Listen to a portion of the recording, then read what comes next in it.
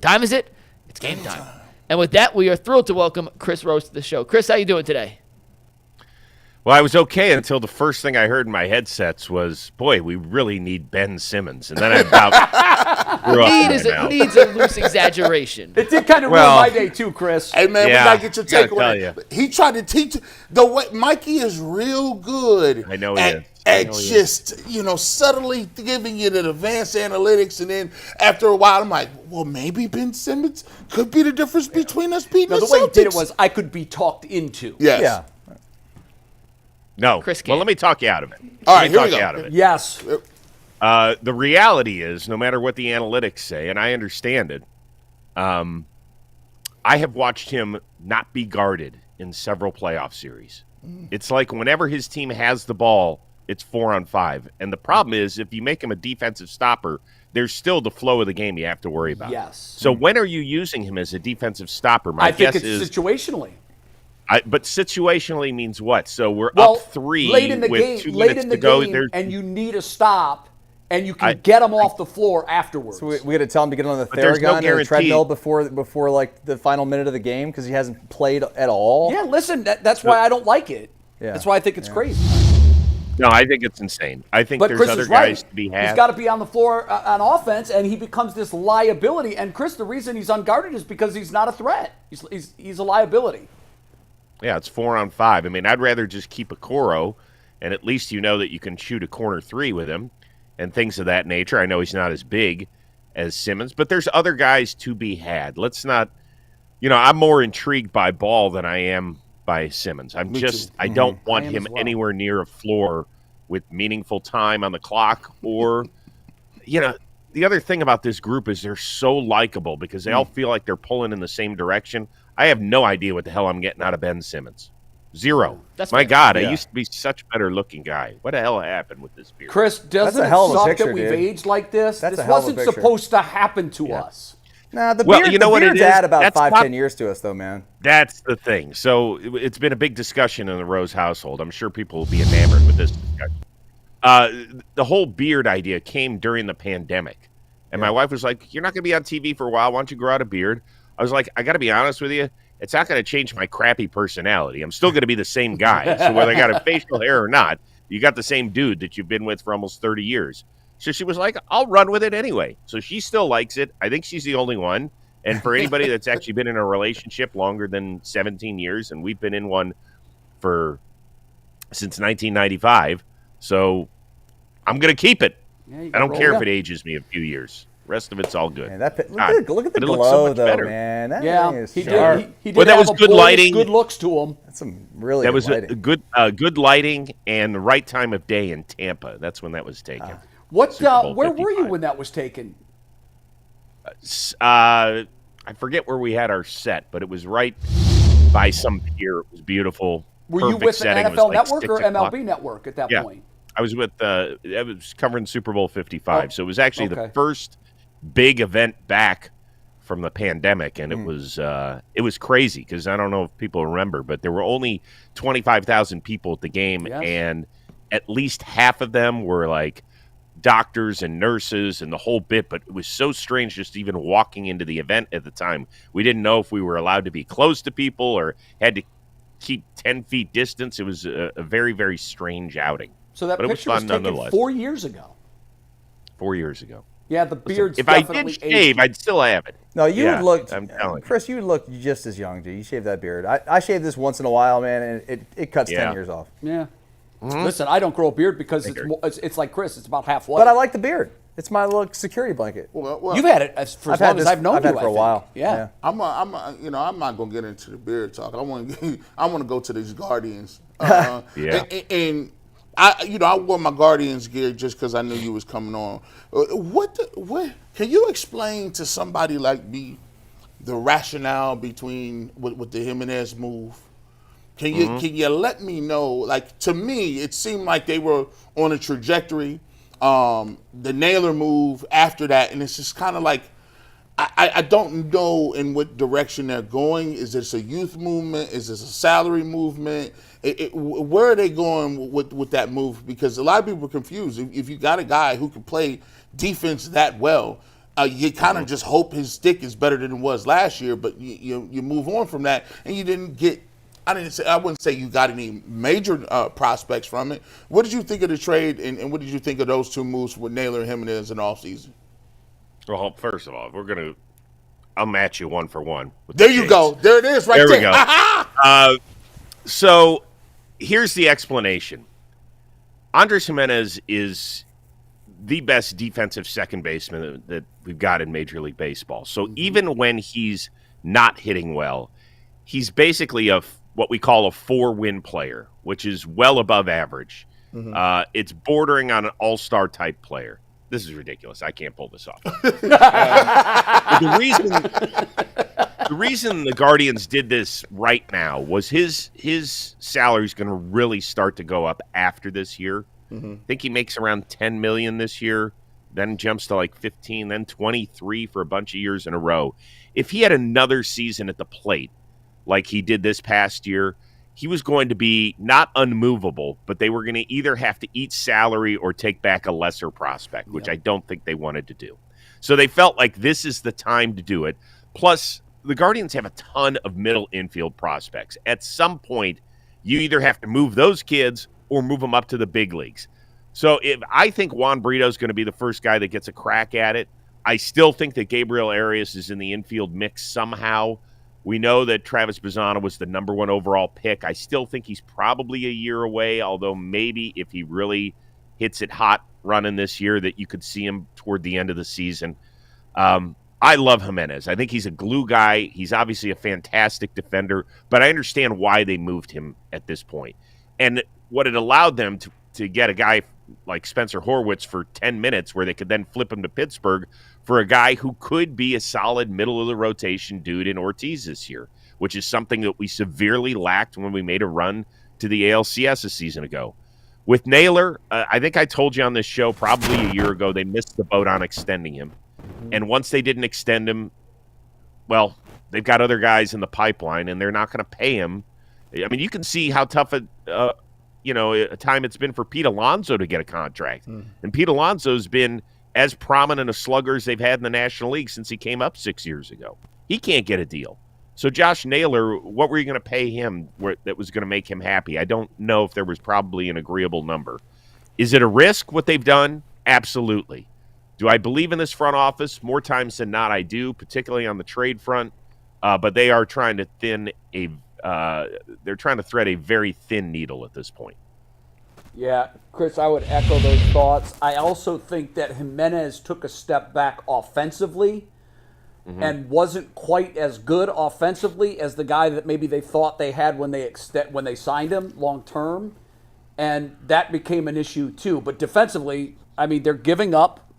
I think you can make the argument that he's the best defensive infielder in baseball, and. You know, but I think it's one of those things, Chris, it's not a popular move, but I do think it's a smart move. It's prudent when you peel back all the layers and you realize why they did it. Well, they can't afford to pay 9 figures to a guy that can't hit consistently. No. They just can't. And I agree with you that at the time they paid him after the 22 season, they felt like, okay, if we get this guy, then we're laughing all the way to the bank. The last 2 years have gone down. And, you know, people say, well, if he returns to his 2022 form, yeah, but that's been the outlier of his career. Right? Last year wasn't the outlier. I'm rooting for him. I love what he brought to this team. And like I said, it's a risky move, but it's how the Guardians do business. Whether you like it or not, and you say, well, I wish our owner spent more money, get in line on that one. I mean, the Yankees owner was crying poor during an interview that he did with Yes Network. He's like, the Dodgers can do things that, quite frankly, we can't. I'm like, well, hold on here, dude. There's things that the Dodgers can do that you can't? Come sit in Cleveland, Ohio for a little while. See how you feel. The gap between the have, and I say have singularly as the Dodgers, and everyone else is astounding and troubling, I think, long-term for the health of the game, but that's where we are. Dustin wants to move this to football. Chris, talking some Browns here. I know we talked Cavs there to start, but, like, what do the Browns have to do? What can they do this offseason, the next couple of months here, to make them watchable this year? Woo! Well, That's a good question. Not have the quarterback room that we had this past year. That was a brutal watch. That's obvious. Although, listen, the Jameis experience, we've all experienced it from afar, whether he was in Tampa or New Orleans, and it was a blast. And then when you actually get on the ride, it's still enjoyable. Like those few weeks where he lit it up, whether it was Pittsburgh or the Monday nighter in Denver, even though it had its rickety nature, it was still kind of fun. And he's an awesome dude and well liked in the locker room, the whole bit. Baltimore game was great. I mean, he nearly throws the pick at the end, but they won. You know, they come from behind to win that game. Right, and all that stuff was watchable, but I would say most of the year it was not. Yeah. I'm certainly happy that Kevin is reclaiming the play calling duties. I think it's important. I thought it was a disaster last year when it kind of played the game of, well, we'll let you know on who's calling the plays. Like definitively in mid-January, he said, I am calling the plays. And I think that's great. There's no story to it. We know where it's running through. Tommy Rees is the first-year OC. I'm okay with that. Let a young guy have at it. I personally hope at this point, 3 months out from the draft, that they do not take a quarterback at 2. I just don't think any of these people are worthy of it. I just really don't. And I know that I'm even going to go against my own argument here. There were 14 teams in the playoffs this year. 12 were led by guys who were drafted in the first round. Now, not all of them, Baker in Tampa, Sam Darnold in Minnesota, Jared Goff, Matthew Stafford, led the team that they were drafted by. But the point is they were at one point seen as first-round talent. The only 2 guys that made the playoffs without being in the first round were Jalen Hurts, who's still playing, and Russell Wilson, who's on his 3rd team in the last 4 years. So I understand most likely you need a first-round quarterback to get this done. But I don't know if these are the dudes that you want to pass over other elite talent for. That's what I'm thinking. What do you do it too, Chris? I said earlier that I think they take Abdul Carter. I think that the fact that Myles Garrett kind of stood down from his impasse at the end of the season tells me that he was told by management, we're going to go out, we're going to get you real help for the other side. And he teased that you're going to hear something soon. I think they're going to draft Carter, and that has placated Myles, and they're going to give him a long-term deal and to help shore that part of the team up because they know the talent in the draft is there to do that. Do you agree with that? Yeah. I mean, there's probably a handful of guys that could really help you at 2 right out of the gate. My buddy Daniel Jeremiah and Bucky Brooks, whom I work with at NFL Network, both did their respective first mock drafts. They both had us taking Travis Hunter, which I think is fascinating from this standpoint, that you keep hearing how much he wants to play maybe corner first and then be the wide receiver here and there. Gosh, I don't know if that can happen. The guy right now weighs like $170, and there's nobody outside. Maybe, Dustin, you can correct me, but there's not one guy I can think of that plays outside or even in the slot at 170 pounds. Well, Chris, look at our team currently. I mean, Denzel is bigger than 170 pounds, but he's not much bigger than that, and he can barely stay on the field. Right. You know, right. I just think it's that's tough risky. to be a light guy playing corner and hold up for 17-plus games. It really is. Whereas if he gets to 180 pounds, he definitely can, you can play him anywhere on offense, and you can use him as your chess piece and use him properly. I mean, I would say, all the guys I've talked to say that Carter is unquestionably the top talent in this draft. And you pair him with Myles, and you've got something special there. Like there were times where I thought the defense certainly looked the way it did in 2023. It wasn't nearly as consistent, and there were problems. But I think that those are more fixable than what we saw on the offensive side of the football, where the running game was a rumor and the quarterback play was horrific. So what do? Sure, Kirk Cousins might be available. Daniel Jones might be available. Those don't knock your socks off. But I think at least with Kevin Stefanski calling the plays and with adding more pieces on offense and finding a true left tackle, I think all of this can be helpful. You mentioned I'm in agreement. Like if they draft Travis Hunter, I won't say anything. They draft that for Abdul Carter, I'm not going to say anything either. Now let's get to the quarterbacks. I told actually Jay and Dustin all the time. It seems like Cleveland has been in a firestorm for the last say 10 years. Like you had the Odell Beckham Jr., you had Johnny Manziel, you had Baker Mayfield, you had Deshaun Watson. It seemed like we have lightning rods. if the pick is at number 2, Shedeur Sanders, where does that rank? Do you think Cleveland is now a place where people still, like the media, will be like, hey, Cleveland is a story still? And for some people, they don't want to be a story. They just want to win football games and go back to being regular. But do you think if Shedeur Sanders is the pick at number 2, how big of a media storm or how big of a media issue do you think that will be nationally and locally? So I don't know Shedeur very well. I think I shook his hand once, maybe when I worked with Dion for a decade or so. There's parts of his game I like, and then there's parts of his game that I don't love, and I don't know if everything else that comes along with it, meaning is there going to be a social media firestorm after every game?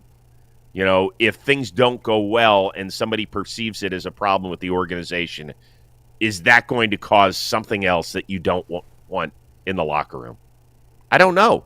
I mean, I've got those trepidations too, Chris. Yeah, that's very fair. I have those as well. I was talking to somebody this morning in the business about this and knows the situation with Shedeur better than I do, and he made some good points. And like, the one thing that I worry about is the bleep show. Is there going to be a bleep show surrounding this guy because of Dion, and it's all diamonds all the time. And I think that has to be factored into the Browns' decision. Correct. However, there's something to be said for the fact that Shedeur Sanders, since he was 3 years old, was built to be an NFL quarterback.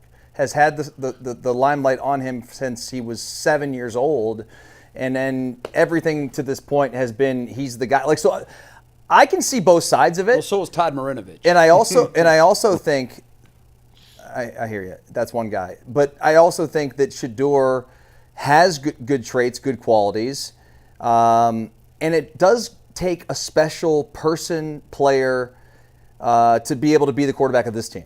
Yeah. And I still think that it's going to take a special person to turn this thing around. I think we sort of got it with Baker, where he stabilized it. It didn't work out on the Browns end, but somebody like that, strong personality, who understands there's going to be a lot of scrutiny and things like that. And the one point you made, Chris, about the Twitter thing, has he done any of that at Colorado? I haven't followed it enough. It's not him. Yeah. I don't think it's him that's the worry. Just the hangers on? It's the universe. No, I don't. It's not the hangers on. So who would it be? Let's be honest here. Dion has a microphone and camera in his face as much as anybody in football, and he's earned that, right? Yeah. And I don't know which direction Dion's going to go with having a son in the NFL. He could be quiet as can be and understand what it takes to win a Super Bowl and be elite, and so he might just let his son be his son. And then there's the other side of it where people are going to want to know his opinion about what's happening with his son in Cleveland, Ohio. So do you want to deal with that? The other side of it is, and this is just my eyes, and maybe it's not just my eyes, but people I've talked to, Shedeur, he didn't get Dion's legs, okay? Oh, no. He's not athletic. He is not super athletic. Go look at the last 8 quarterbacks that were left standing. How many of them were strictly pocket passers? Stafford, who could move a little bit when he was younger, when he needed to. He's now 36. Jared Goff. Anybody else? Everybody else could move. Shedeur, like I said, if you watch him, and I know a lot of this had to do with Colorado's line, but you don't think he can move like Mahomes moves? No way. No, he's nowhere close to moving like Mahomes. Nowhere close. Patrick Mahomes won that game with his legs the other day. Yeah, and he does it every I know, January. But he's not Lamar Jackson is my point, and maybe that's a bit of an extreme. He doesn't need to be Lamar, but he has to be. Joe Burrow moves great. Well, all I'm saying is that I don't think he's got the shiftiness. I don't think he's got the – he was trying to extend plays in Colorado when it was the Pac-12 and then the Big 12, whatever conference they were in this year. I lost track. But you understand what I'm saying? Yeah. Right? Now he's going to be stepping it up a level where guys are going to be in his face all the time. I don't think he's got the ability. He certainly doesn't have Cam Ward's ability to escape pressure. No, I like Cam Ward better, to be honest with you, Chris. I do too. I do, yeah. Chris, we got a lot to get to, and I know you've got to go. Mike has a Cavs question, and then I want to talk to you about the Cleveland Sports Awards next week, which we're all excited about. Sure. But Mike, go ahead and shoot your Cavs question. Yeah, we're going to do this to wrap up today's show. Chris, Ben Simmons is out, Mike. no more Ben Simmons that talk, again. I promise. That is over. I'll Darius talk Garland about Max also. Schertz's new hair. I'll talk about anything else. I'm not going to talk about Ben. No, Ben Simmons is done. But we're going to end today's show with the percentage chance we think the Cavs can win the championship this year. G. Bush said 30% yesterday. And then the Ringer came out, just ironically timing, with their slices of the championship pie. They had the Cavs at 16. Chris, what percentage would you give the Cavs of having a chance to win the NBA championship this season? To win it? Oh, yeah. I mean, I would put it. I'd go closer to 16 than 30. I think 30 is really high for any team. Well, I'm a Kool-Aid drinker, Chris. Don't worry about me. I drink the Kool-Aid on all that stuff. So, that's okay. Yeah, that's okay. Yeah, I would say anything at between 10 and 15% at this point. I would see that as success at this point of the year. I'm sold. Count me in. It's hard to win a championship. I mean, I don't think there's 2 or 3 teams that can win title. I think there's more than that, and it all depends on health and stuff like that. To me, the most intriguing part of this is last year we looked at the playoffs and the structure of the team, and we said the backcourt is too small, even though they're both really good players, but it's too small when we get to the playoffs, and the front court's too big without able-bodied shooters that can stretch the floor, at least be a threat. Now, Mobley has obviously shot the 3-ball much, much better this year than he has in seasons past. And as long as that he has the ability to spread the floor and be a threat, then I'm not worried about playing he and Allen at the same time. I'm still worried about the size of the backcourt come playoff time. I think switches and things of that nature could be a problem. So I hope we make a trade. I don't know who that is, although Cam Johnson, I've got great restaurant suggestions for Cleveland, Ohio.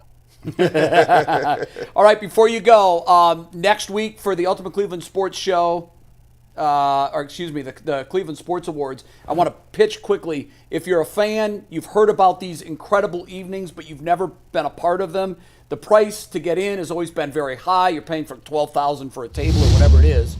Now you can go for $75 if you're just Joe Sixpack, a fan. That gets you the after party, the food available at the after party. You can go to the pre-party, and then, of course, the evening itself.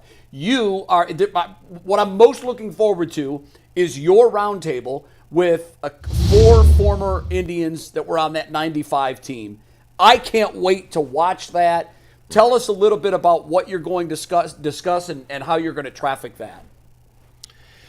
Well, it's as much story time as possible. So there's going to be a certain faction of fans that'll be in that building that never saw the 95 Indians and don't exactly understand their part of history in the sports realm in our great city.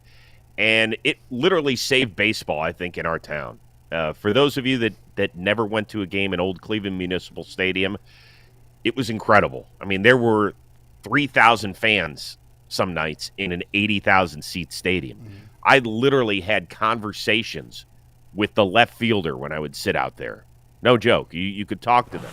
And then you get to this beautiful new ballpark and a team that grew up together, so much of it homegrown, and then you sprinkled in a couple of veterans like Oral Hershiser and Eddie Murray and Dennis Martinez and Tony Pena, and all of a sudden you've got yourself this incredible contender where in the 94 season we got punched in the jaw because of the work stoppage, and then in 95 we were wondering were we going to be able to deliver that same magic, and they went 144. They missed 18 games because of the delayed start to the season. 144 that year, and they played baseball the way that most teams play football. They would kick your ass, and they had the other team shaking in their boots in that other dugout. I have talked to pitchers that faced that team, and they said, we knew we had no chance in that building. Zero chance, and guys who were very accomplished. So I can't wait to get these stories out of the likes of Kenny Lofton and Jim Tomei. Charles Nagy will be there. Mike Hargrove still trying to work on 1 or 2 maybe surprises that could join us as well. But can't wait to relive those moments. It was fascinating because we went from 0 to 100, it felt like, in the blink of an eye. It was, I think, my my favorite time as a sports fan was covering the 95 Indians as well as the 97 Indians.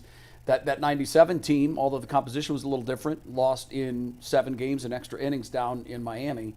That whole era, Chris, I know that you hold it near and dear as well.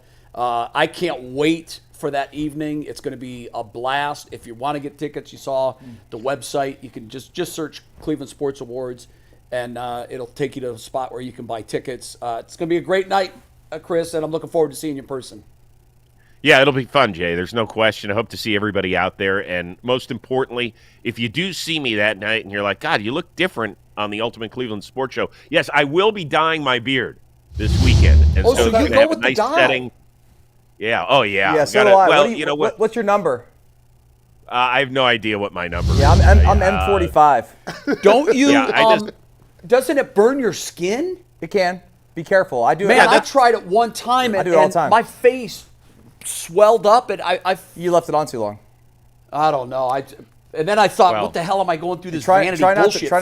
try not to get it on the skin as much as you can get it on the actual. I did it once. It'll never happen again. I dye all this in the middle when I'm on TV. See, Jay, that's the difference between you and me. My face is already swollen, so I don't have to worry about that. So I'm already good to go. Chris, always good to catch up with you. Let's share some laughs next week when you're in town. Thanks, brother. Thanks, guys. I'm going to go right now and order my Simmons Cavs jersey. Yeah, don't do that. Online. I'll And see get how them, that goes. and get them prescription sunglasses. You got to get them, man. You got to get them. You know what I'm saying?